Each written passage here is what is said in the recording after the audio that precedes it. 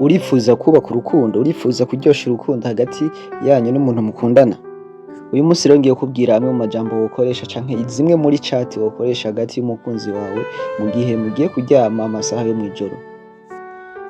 Hari umuntu usanga abura ico aganiriza umukunzi wiwe hageze mw'ijoro, ugasanga yomubwira ngo ijoro ryiza gusa, akabura ayandi majambo arenzako. Ariko abahinga bavuga yuko akenshi mu masaha y'ijoro niho urukundo rwubakwa, kandi akenshi urukundo ruba rwazamutse cane kuko umuntu aba ari pose, kandi bavuga yuko iyo umuntu bamwandikiye message ziryoshe z'urukundo zituma n'umubiri wiwe ukora neza. Kenshi bavuga yuko umuntu iyo asinziriye ivyiyumviro biguma bikora, rero mu gihe yasinziriye abwiwe amajambo meza n'umubiri wiwe n'amahormone mu mubiri akora neza. Rero nimba ushaka kuryosha urukundo, reka ndaguhe iyi chat canke reka ndaguhe iki kiganiro mwogira n'umukunzi wawe imbere yuko musinzira, imbere yuko muryama. Ikiganiro ni ca kindi nyene, ni gukuza urukundo hagati y'abantu babiri. Ikaze, nimba uza ko wakunze iki kiganiro udusigire like, twandikire muri commentaire, uza kuba ukoze cane. Chat yanyu canke message zanyu aho muhera canke ikiganiro canyu aho mwogihera, ikintu ca mbere uherako ni ukumubaza ingene umunsi wiwe wagenze canke ingene umunsi wiwe wagenze, naho mwoba mwiriwe muravugana, ariko iki kintu nico co guherako imbere yuko utangura ibindi bintu vyose. Aho mwageze muri ya masaha, aho muri mu gitanda mugiye gusinzira, mubaza uti ese umunsi wawe wagenze gute? Hanyuma akaca kwishura umunsi wiwe kuva mu gitondo kugera ku mugoroba gushika ashike mu rugo. Hanyuma mubaza yatashe gute, vyari vyoroshe gutaha. Hanyuma amaze kukwishura, nawe uce umwishura ingene umunsi wawe wagenze, kugira ngo habeho communication yanyu canke kugira ngo ikiganiro kigende gifita intumbero itera kija. Ntumubaze gusa nk'umwigisha canke nk'umupolisi, muvugane ivyari bigoye, ivyamuryoheye, canke muvugane ingene umunsi wagenze, kwa kundi uvuga ati nahuye n'aka vyagenze gute, kugira ngo ikiganiro canyu gishobore kuba ari kirekire. Muhejeje ico, ikintu ca kabiri uca umubaza nk'umukunzi wawe, aba ari ikintu gisanzwe cane, ariko ushaka yuko ikiganiro canyu gitera gikura, uramubaza uti ese ko mbona amasaha agiye, wafunguye? Hanyuma azokwishura ati nafunguye, vyagenze uku. Hanyuma ugacishemo ubaza ati mbese ko wafunguye wahaze? Hama kwishura ati nahaze. Hama nawe uzoca umwishura ati nanje nafunguye nibo, naho tobikubaza urashobora gutanga nafunguye nibo nahaze. Ati ariko kakantu uzoca ukongeramwo ati ariko vyari biraho kuko ntivyari biteye igomwe nkuko mufungura turi kumwe. Vyobaye vyiza canke vyari vyiza iyo nza gufungura turi kumwe, kubera ko niho vyari kuntemba neza ndiko ndafungura nkubona iruhande yanje. Ibi bintu bizotuma umuntu mukundana yumva yuko ari umuntu w'agaciro, kandi akumva neza yuko umwishimiye, wipfuza yuko yoba iruhande yawe. N'umuntu muzaba muriko muravugana azovuga ati wow, uyu muntu kantanze kuvuga aka kantu nanje nashaka kukamubwira, canke ni gute nanje ntavyiyumviriye ko nari kukarenzako. Aka n'akantu gatuma urukundo canke umuntu muriko muravugana yumva neza yuko muriko mutera muja ahantu hamwe, muriko muhuriza ku ntumbero imwe. Ikintu ca gatatu co kumubaza ni ukumubaza uti mbe ese ejo ufise programme ya gute? Iki ni ikiganiro kiba hagati y'abakundana, mugabo habanjeho kumubaza ibintu vyerekeye ubuzima busanzwe. Mugabo muko kumubaza mu vy'ubuzima busanzwe, ukagenda ushiramwo utuntu tw'imitomo, ukagenda ushiramwo utundi tuntu dutuma umukobwa akururwa canke umuntu muriko muravugana akururwa n'iki kiganiro. Ikintu co kumubaza ca gatatu rero ni ukumubaza uti ese ejo ufise programme ya gute? Niyakubwira programme afise, nawe umubwira ati nanje nafise programme iyi.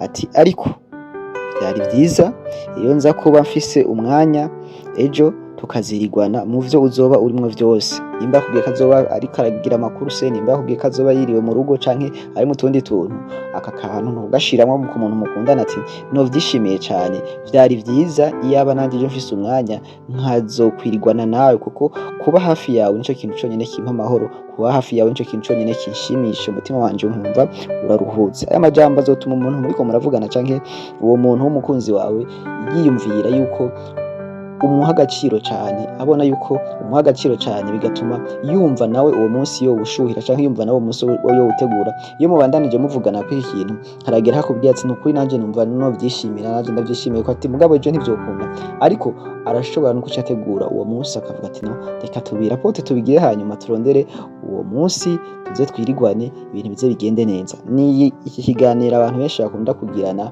iyo bari mu rukundo, kandi bigatuma umuntu arara yumva yuko ameze neza, arara yumva yuko akunzwe.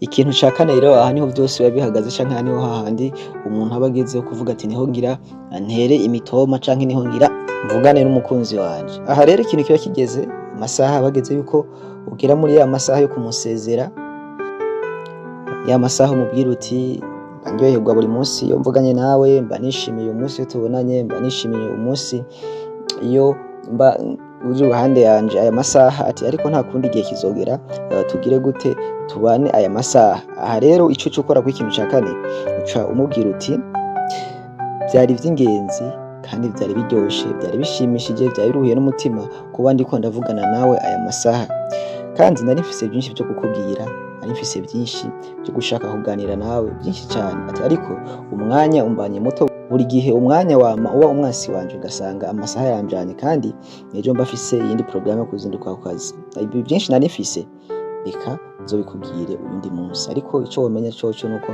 ndagukunda kandi ndakuzirikana, ndagufise ku mutima.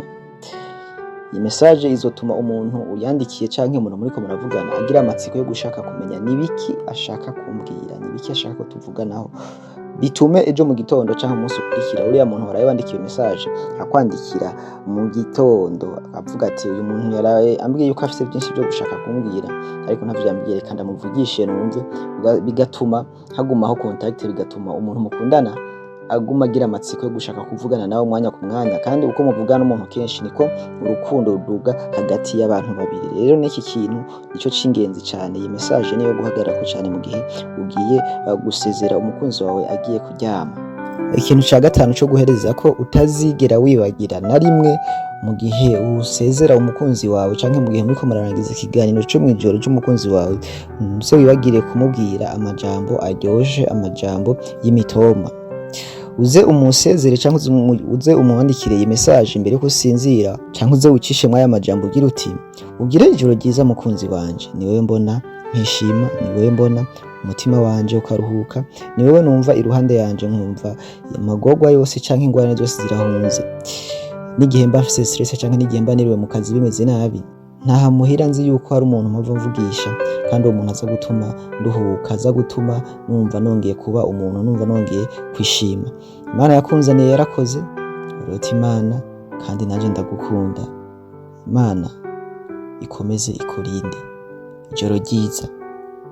Uhejeje kwandika iyi message hariho akandi kantu uzoca wongerako, kandi aka kantu n'akingenzi cane, uzoca wongerako uti uri mwiza. Ako karakwiye, kandi uri mwiza, ako karakwiye, hama uti ijoro ryiza. Ntuzibagire kongerako aka kantu, kubera ko aka kantu abantu benshi baragakunda, kumva yuko umuntu mubwiye yuko ari mwiza. Nta muntu n'umwe atogehurwa kumva yuko ari mwiza. Rero iki ni ikiganiro mushaka kugirana n'umuntu mukundana, kigatuma arara neza, bigatuma arara yumva neza yuko afise umuntu akunda canke akundwa canke akunditse. Mwakoze kumviriza iki kiganiro. Jewe wumva nawe Jufuri ry'Imana, mukora subscribe, murakoze cane.